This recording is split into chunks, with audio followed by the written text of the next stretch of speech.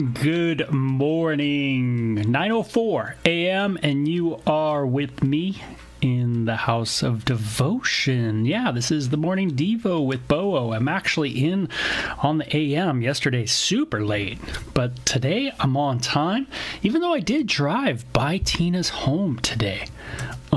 I rode right by it, and man, it's crowded out there. All the kids going to Tortolita. A lot of people. Hard to do 150 miles per hour on that road right now. I'm just joking.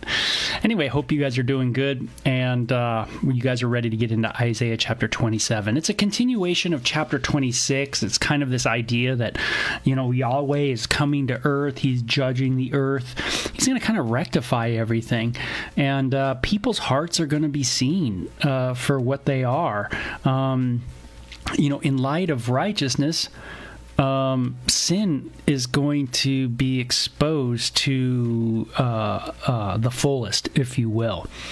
And so if you've ever thought you were pretty good, well, when God comes on the scene, you kind of realize you're not that good in light of righteousness. So I think if there's any kind of maybe illustration, I could just go off of the event of Jesus when he is with Peter. Peter being that fisherman guy. And Peter, when he is with Jesus and Jesus does what Jesus does, Peter says to Jesus, "Hey, go away from me, a man of unclean lips." And there's this exposing of the flaw of Peter.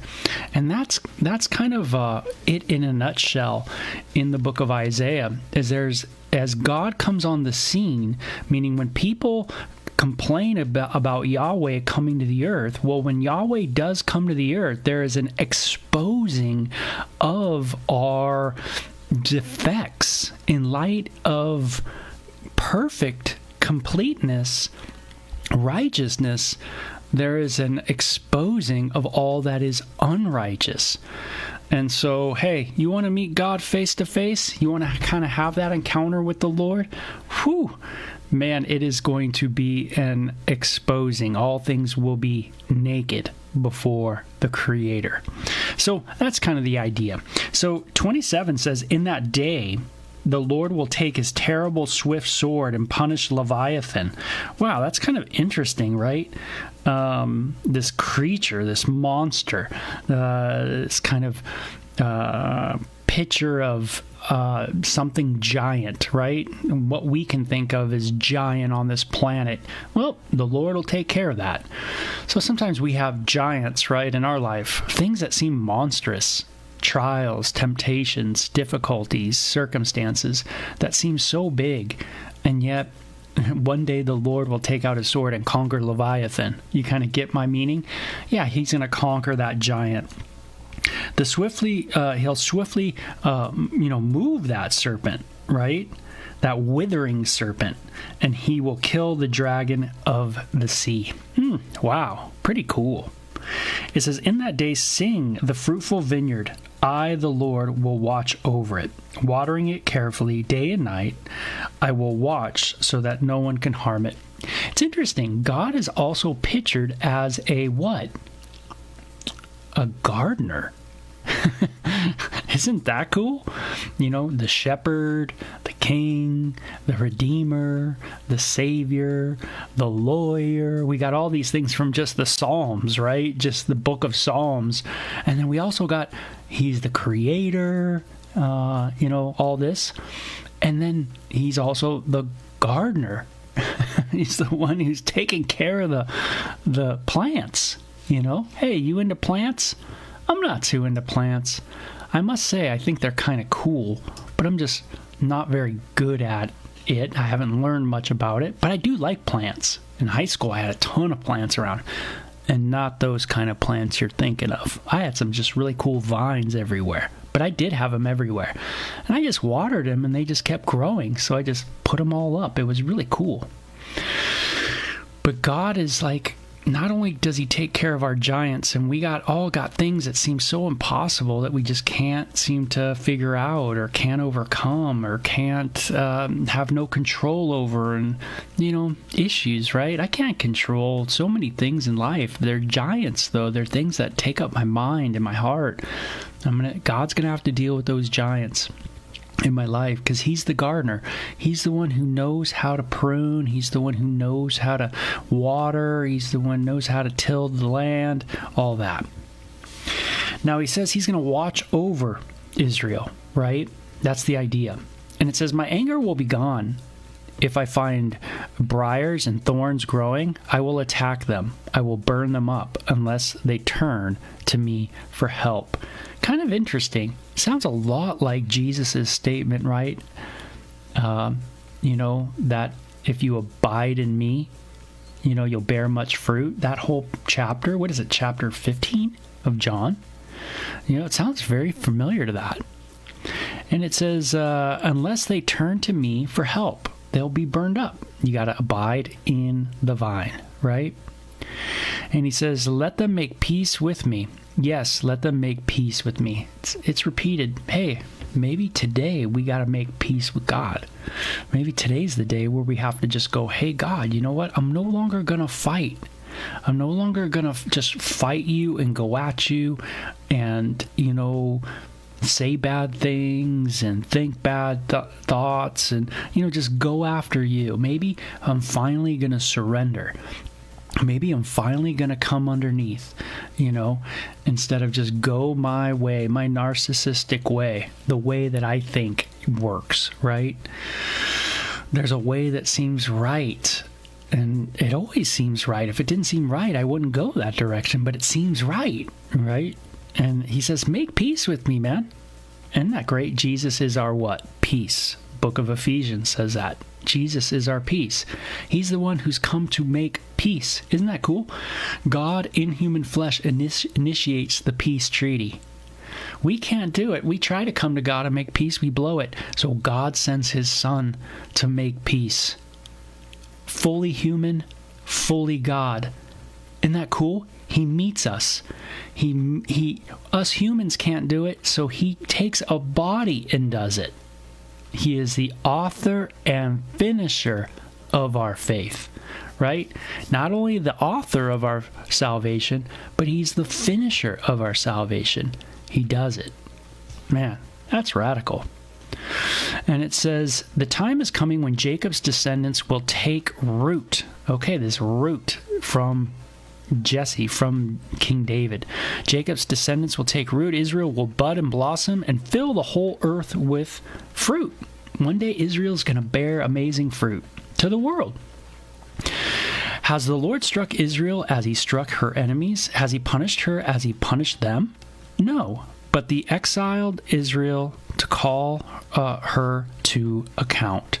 Hey, he hasn't done exactly what he did with the other nations, but he is calling them to an account.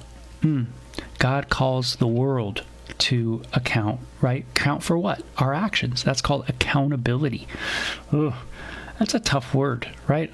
And most of us, when we run from God, that's what we really are running from, right?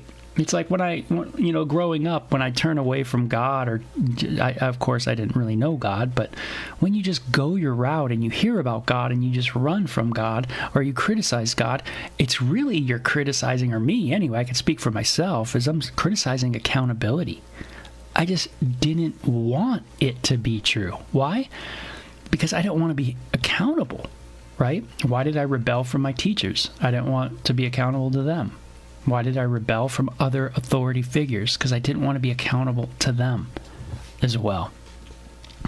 I think us humans do have a problem with accountability. If you don't believe that's so, just look over the past 4 years, right? Yeah, a lot of people did a lot of things, and I would say very bad things, right? But are they accountable? Have they been accountable? How many people have to die, right? Hundreds of thousands? Millions before someone's accountable. Interesting, right? It's interesting that people on the planet, we can do things as human beings to kill many, many people, dare I say, hundreds of thousands of people. And even us humans just can't seem to do it right, the accountability thing. There's all kinds of issues there. Meaning we can't seem to hold people accountable. Or sometimes we hold people that we shouldn't hold accountable. We're holding them accountable. And we blow it there. It seems like we just mess that up too. It says that God will hold Israel to account. She was exiled from her land as though blown away in a storm from the east. The Lord did this to purge Israel's wickedness, to take away all her sin. Hey, why did God judge Israel? To purge her from the land, to take away the sin from the area, right? And it says, as a result, all the pagan altars will be crushed to dust. No Asherah poles or pagan shrines will be left standing. Hey, that's the land that I promised you, and you guys want to do what you want to do there, and you guys are going to go out. You're going to get out of the land, right? Man, everybody sins on the earth. Everybody's going to have to leave the earth, right? Yeah, everybody's going to have to be judged, right? Because we mess up everything. The planet, and but yet God will restore, and He will make new. This is the hope. This is the promise. So when God judges Israel, He does it for a reason, right? There is a discipline taking place. It's interesting. It's sometimes we confuse God's harshness with His discipline. We might, God might be harsh to the person who doesn't believe in Him. Well, man, God's harsh, right? To us people who don't believe in God, at one point we were like, man, God's harsh. If that's your God, He's harsh. Have you ever heard that before? If that's your God, He's crazy. He's blah, blah, blah. Yeah, God seems harsh to you. But to those that are being saved, God's our Father, and He's the one who's disciplining us. We see it much different. We realize that we need help, and that maybe we do need discipline. Maybe we're that off. But when you think you're in the right, and you think that you are just, then you'll criticize God all the time for His disciplining action because you just see it as harshness. Yeah, that's how it works. And it says, but God's going to get rid of those Asherah poles. He's going to get rid of all those places of all the hanky-panky, right? Yeah, we got our places too, don't we? In our day. It says, the fortified towns will be silent and empty, the houses abandoned, the streets overgrown with weeds. Calves will graze there, chewing on twigs and branches. So this is a theme in Israel, that one day the land will be kind of laid waste. It'll be just open for people to graze, for animals to graze. Isn't that cool? Israel will be dispersed. The people are like dead branches of a tree, broken off and used for kindling beneath the cooking pots. Oh, abide in the vine, right? Again, that abiding in the vine. You don't abide in the vine, man, you're kind of a branch that just gets cut off, right? Yeah. And it's used for kindling beneath the cooking pots. It's used to stoke the fire. And it says, Israel is a foolish and stupid nation. By the way, I'm going to write down John 15, because that's a good chapter to reference that other chapter in the New Testament. So it says, Israel is a foolish and stupid nation, for its people have turned away from God. So sad. Therefore, the one who made them will show no pity or mercy. That's right. At this point, there's going to be no mercy, no pity shown. Something's going to happen. Yet the time will come when the Lord will gather them together. Interesting. They will be dispersed. The land will be empty. And it says then there's going to time that's coming. Now this is, remember, 700 years before Jesus. The Lord will gather them together like hand-picked grain. One by one he will gather them from the Euphrates River in the east to the brook of Egypt in the west. In that day the great trumpet will sound. Many who were dying in exile in Assyria and Egypt will return to Jerusalem to worship the Lord on His holy mountain. One day there will be a return to worship the Lord. Maybe this is the time of what? Nehemiah and Ezra that's being talked about, prophesied about, right? Maybe it's even about a future time, even beyond Ezra and Nehemiah, where one day all of Israel that's dispersed will come back together as well and worship in Jerusalem. But the great thing is, one time, at some point, we see that God's working in the people of Israel. There is a time where God shows no pity to them, and he judges them, and he disciplines them. But then he gathers them back. Yeah, he deals with this. Sometimes he's got to come into our life and deal with it, and he's got to kind of take down us, take down the yuck, right? He's got to till the ground, and then he's got to replant, right? And those are so true in our life. Sometimes we need that great reset, in our own hearts. And so another great chapter, for sure, that piggybacks on chapter 26. And so I hope you get some really good stuff about God. This is, again, like a song, by the way. And I love that idea that, God's going to conquer those things in our life. And the way he's going to do it, maybe not the way I want it done. But God's thorough. And he's got a way of just dealing with things and grinding it down so that, man, he deals with it. And in turn, we deal with it. So, man, some good stuff. Conquering Leviathan can be a challenge, but God does it. So, cool one. I like that.